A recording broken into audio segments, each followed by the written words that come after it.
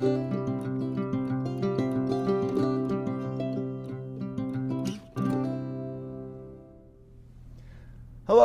welcome to A Weekly Word.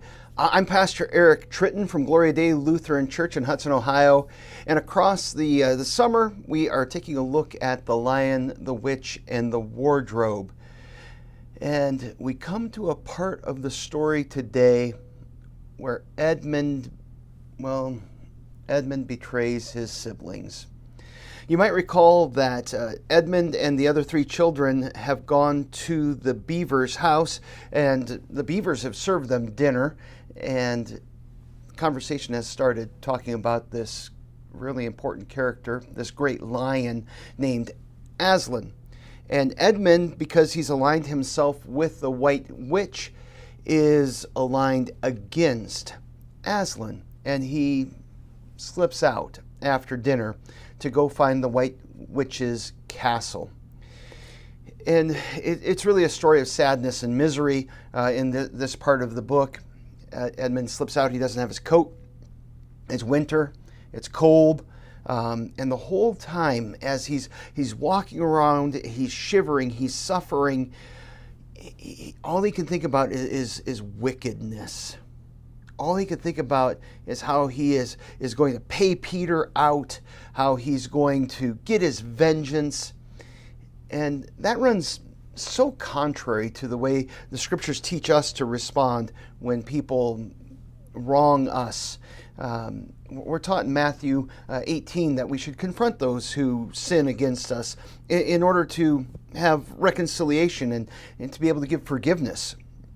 And Romans 12 and Proverbs 24 both talk about vengeance belonging to the Lord and not being something for us to pursue as we deal with other people. But Edmund's heart is very twisted at this point, and this is all he can think about as he's suffering, that even though he's the one that chose to go out into the cold on his own, it's still somehow Peter's fault. And so many people in the world, they get wrapped up in this type of thinking. And Edmund finally does make it to the castle. And when he finds the witch's castle, he sees that it's full of statues. Now, these statues are actually people that the witch has turned into stone. Now, C.S. Lewis was great at drawing on a variety of different mythologies to populate Narnia. So when Edmund comes there, he finds all kinds of different statues. He finds some of the talking animals. He finds dwarfs. He finds centaurs, giants, and more. And all of these represent different citizens of Narnia who stood against the witch. And there's actually even a lion that is in the midst of all of these statues. And Edmund takes a moment to think that this lion that has been turned into stone is probably Aslan, and he takes a little bit of time to mock him. And this is something that's really common, unfortunately, when our wicked hearts, when sinful hearts come into contact with the holy. There is a desire to mock and to make fun of God's truth. Psalm 1 even mentions this. He says, "Blessed is the man who walks not in the counsel of the wicked, nor stands in the way of sinners, or sits in the seat of scoffers. But his delight is in the law of the Lord, and on his law he meditates day and night." There's something about this world that causes us to mock God. And that's exactly what Edmund is drawn to. He can't actually mock Aslan himself, and so he mocks the lion who represents Aslan. He's being drawn further and further into the witch's temptations. And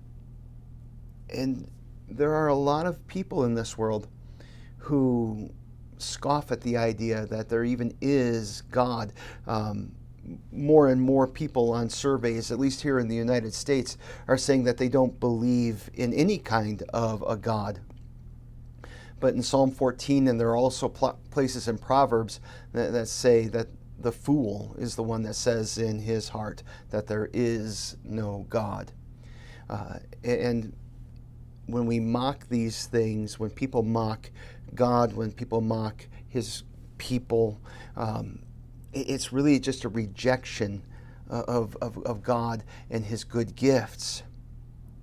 Now, when Edmund gets there, he expects to be welcomed in a princely fashion. But instead, he's met with cruelty. And it's only now that he begins to be sorry for what he has done, to wonder if the path that he's chosen is actually harmful to him as well as to others. And this is one of the realities of life, that often people have to experience the consequences of their choices before they're ready to repent, before they're ready to change the way that they think and they act.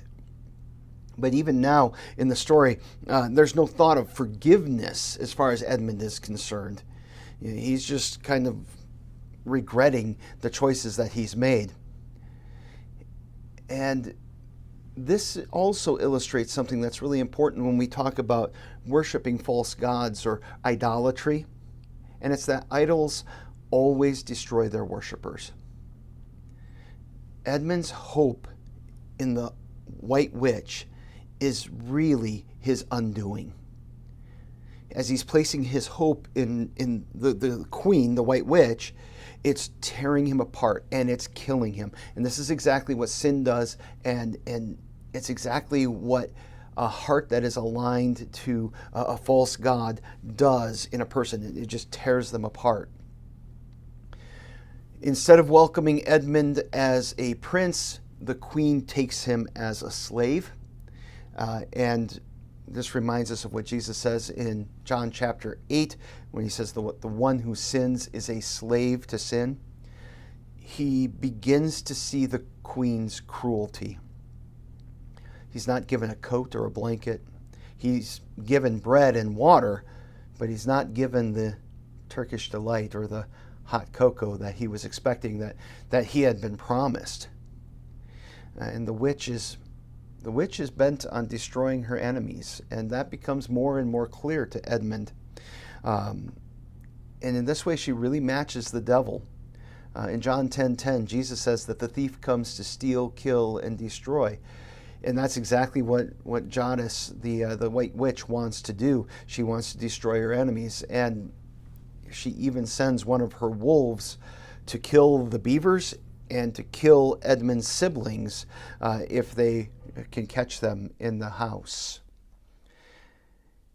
In the Bible, the key relationship between God and his people is that he sets his people free from slavery. In the Old Testament, he saved his people from slavery in Egypt. He now also continues to save us, except instead of saving us from a slavery to like an earthly despot, he saves us from slavery to our sin. And so Jesus is the one who sets us free from sin. And so Edmund is going to need the Christ figure of Narnia to save him. Everyone who sins is a slave to sin. Jesus makes that clear. But he also says that if the Son sets you free, you will be free indeed. And that's where the story is heading, is that Aslan, as the Christ figure, as the son of the great emperor beyond the sea, is going to do what's necessary to set Edmund free. However, the cost is going to be different than what the children expect, and it's going to be strange in the eyes of the people who see what happens. Edmund is beginning to see that the White Witch is not all that she was cracked up to be. He begins to see her differently as she reveals this cold cruelty of evil. There are several things that she does as she seeks to remove her rivals. She punishes people who celebrate the breaking of her spell by turning them into stone, that spell that keeps Narnia in winter and never Christmas.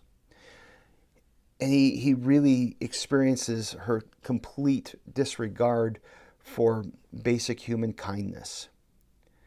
So as Edmund is working his way through the story, as we're looking at how God brings salvation to us, as we're looking at Aslan and Edmund, there's no longer a question in Edmund as to which side is the right one in this conflict in Narnia.